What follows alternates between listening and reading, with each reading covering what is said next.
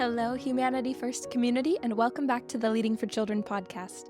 I'm Julia Connolly, producer of this show and Leading for Children's Development and Communications Associate.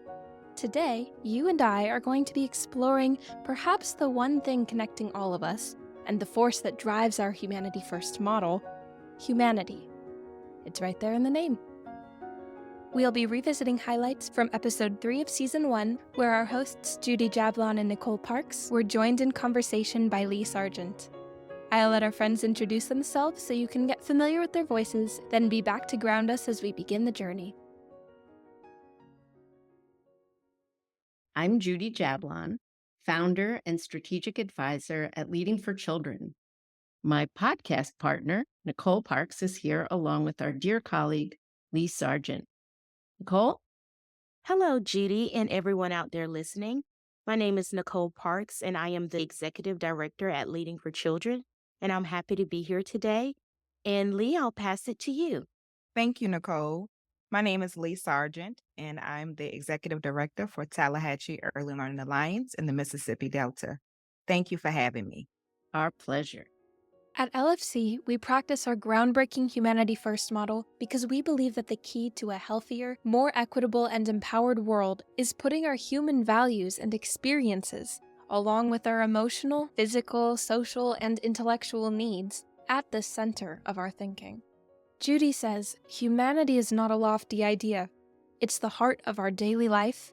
It is what we say and do and how we treat others. It's the soul of our community, and it is what children experience and learn from every day. Building our humanity is fulfilling our true potential. We begin each episode with the phrase, "Every child must learn what it means to be human." We hold fast that honoring our shared humanity is what fortifies us so we can show up for ourselves, for each other, and ultimately so we can show up together for children, because then they learn the very best of what it means to be human. In this first segment, Judy, Nichole, and Leigh discuss how when we make the choice to put humanity first, we feel better. We have more energy and more space to build connections that strengthen our communities. Deciding who I want to be. Ultimately, that's where it starts. Who do I want to be, and how do I want to show up in the world? It's not about the fancy words that I say. It is what I'm doing when nobody's watching. It is recognizing that every single person is worthy of dignity and respect. Each day, I have to choose to see each person as a human. And when I don't do that, I also have to challenge myself. I think for me, it all boils down to we are human, period. And each day, that's what I try to live. And so much of it is about the intent behind it. I was laughing and talking with someone yesterday, and she said, even when you're upset, you're kind. How do you do that? And I started to laugh, and I said, well, the first thing you should know is I do work from the principle of grace and space. I said, but what you really should know is every time you hear me respond with a kind word, when someone is not necessarily being kind to me, you just have to know that I've already filtered through probably 2 or 3 responses in my head. So it's not that I walk around and I'm the kindest person on earth. I am very intentional. Nichole, in my upbringing, I was raised one way, and I tried to instill that upbringing on my 20-year-old, and it didn't work out too well. So I had to choose to show up differently and say, I don't want this little person here to have the same thing, because then you're carrying on a legacy that's just the same old repeating itself. I wanted him to have a legacy that was worth holding on to, that he would be proud of. We started doing something where we packaged bags for homeless people around the city. And so when we go places, we find opportunities to give them a bag. My 9-year-old face light up when he sees someone that he can pass the bag to. It's about a legacy of caring, a legacy of allowing people to make mistakes, giving people an opportunity in the space that they need to be who they are. And going back to what Nicole's saying, that's about being human. It's about intentionally making decisions so that you can pour positive impact into those children. They're our future.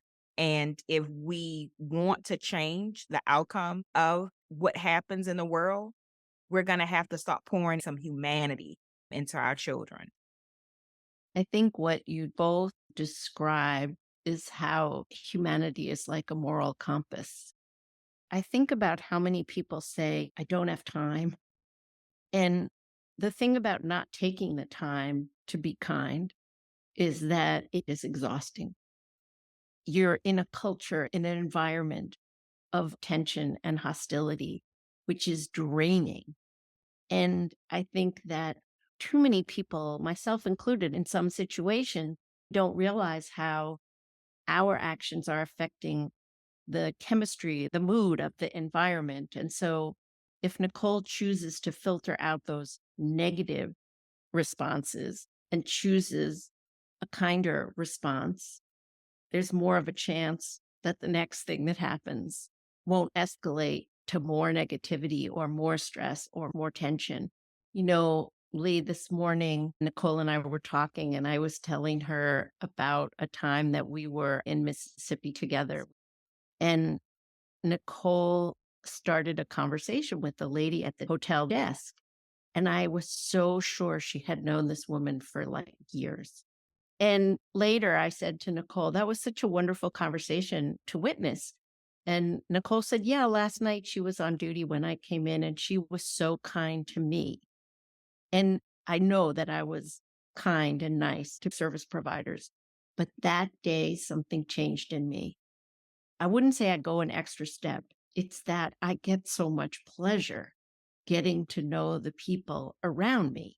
And it gives me joy to smile and to say hello to the person in the grocery store and to talk to the person on the street. Or, there's a woman who I give coffee to whenever I go into the coffee store and she's sitting outside. And it fills my heart. And I think that children see us having our heart fill and it fills their heart. And that's, I think, what it means to spread humanity. Kindness gives us energy. It creates a more harmonious environment. And we know that kindness that I show ripples to the next person, to the next person. You create that spirit around you. And so while we're focused on making a better world for our children, we can't forget that we're making a better world for ourselves. Putting our humanity first has a powerful impact on how we experience life on a personal level. It also has profound implications for the systems we live within. Think about what it feels like to be truly empowered. And I'm not talking about domineeringly powerful. I'm talking about what it feels like to have a sense of agency. Do you notice how it actually opens your mind and heart? How it creates space for others around you to be empowered too? It's a continuous cycle centered around equity, and in this next section, our friends talk about how elevating each other's voices initiates a ripple effect that heals and strengthens our communities. I always hold on to the idea that systems are made up of people, and you can't talk about systems without talking about people. We can't do the work with the adults in children's lives as a way to get to the children. We have to do this work with the adults in children's lives and really see them for who they are and appreciate their wisdom and knowledge. And when we do it that way, they ripple to the children. In this work in the Mississippi Delta, I take it very serious that their voices are heard, and I take it serious that their voices matter. So many times in organizations, when we're trying to figure out how we're going to do things for children and what impact we want, sometimes it's the administration or the leader that wants to impose the change and not consider the community. And so when we're trying to make decisions about things, the first thing we ask is, these are the ideas that we have. What do you think? And how can this happen? And it's interesting what happens when we let go and we allow the community to make the change. We allow the community to make the impact. And I think that's about being respectful of their need and letting them know that we're here to listen to see how we can make this better for children, especially when it comes to our younger children in a community, because they're going to be where we are right now. They're going to be the ones leading that community. And we want to make sure that the adults surrounding them now show them how to do that. But it happens from us, it happens from the top. If we go in with the humanity first, if we go in with the caring spirit, it will trickle down to them because they will see how we are responding to them. And then they respond to the children. We have to each be willing to play a part in breaking down traditional power structures and really solving the systemic problems in early learning. Strong communities are equitable and they're inclusive, but they don't just happen. As we talk about seeing, honoring, and uplifting other adults to nurture our relationships and promote equity, we have to apply that same principle to our interactions with children.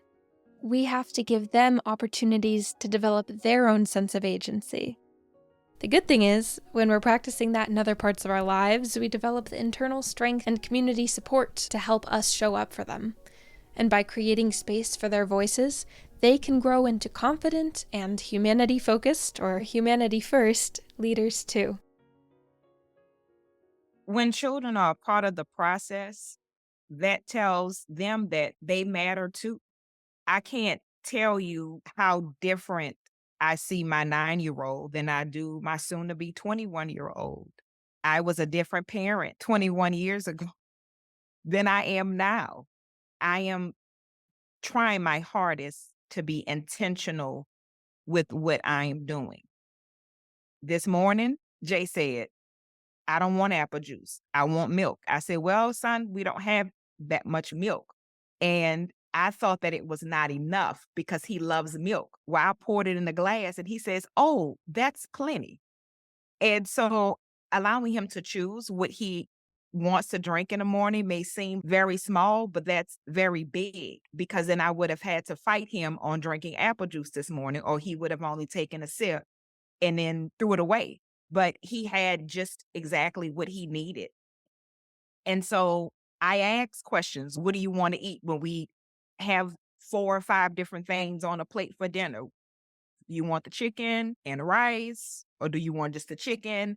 You probably don't want the rice. So why make a mountain out of a molehill? You're getting protein, you're still eating. I think that also develops character when the children are able to make choices, express the way that they feel. But we have to create the space, like Nichole says, we have to create that space for our children to have the comfortability of wanting to share and wanting to have those conversations. If we're fussing about you only eating the chicken and I put 3 other things on your plate, they're not going to come talk to you later about something that happened at school. That might seem like it's unrelatable, but it is. And I've had my 20-year-old tell me that. You can't get time back. You can try to do your best to do it differently, but I am now responding in a way where he is wanting to talk and I'm not always making a mountain out of molehill.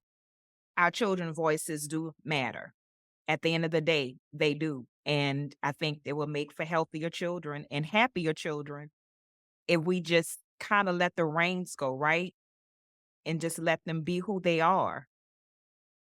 When children don't behave well, there's a reason. And they're usually emulating some version of our bad behavior. When you describe dinner and making sure Jace has a choice, he goes to sleep without being upset, as opposed to, well, you can go to your room without dinner then, so now we've got an unhappy kid who goes to sleep unhappy and gets up in the morning unhappy. And then you argue with him about the juice versus the milk.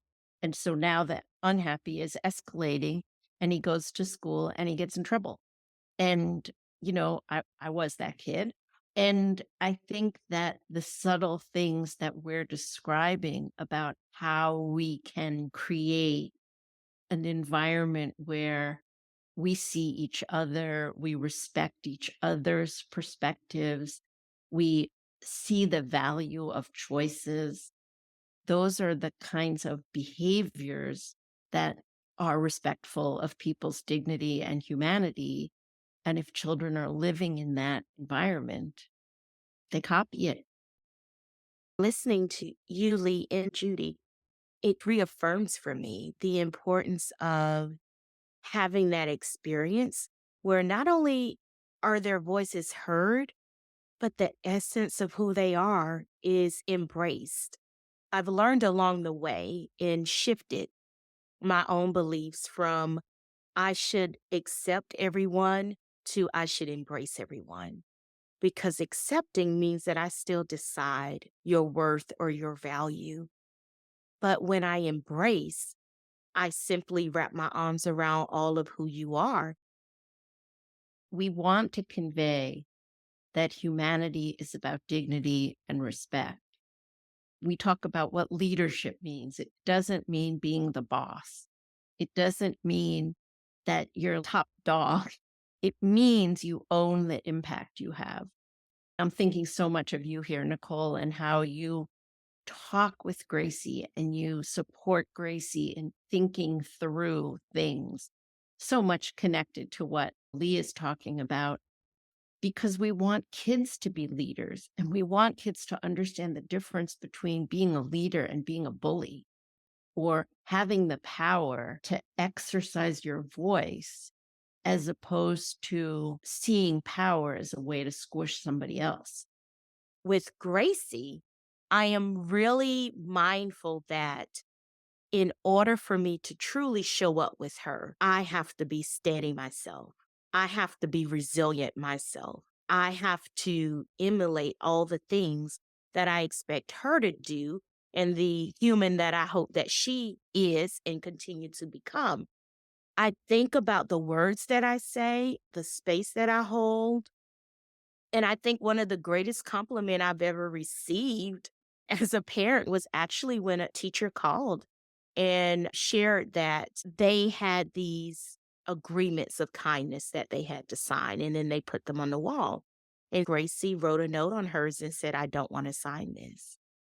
And so the teacher said, why? And she said, because not everybody is kind and not everybody is kind to me. And if it's an agreement, then we all have to be kind.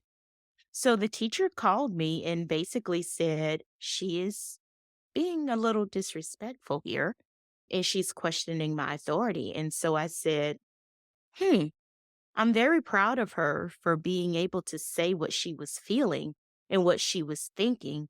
I said, and it sounds like she really understands what an agreement is.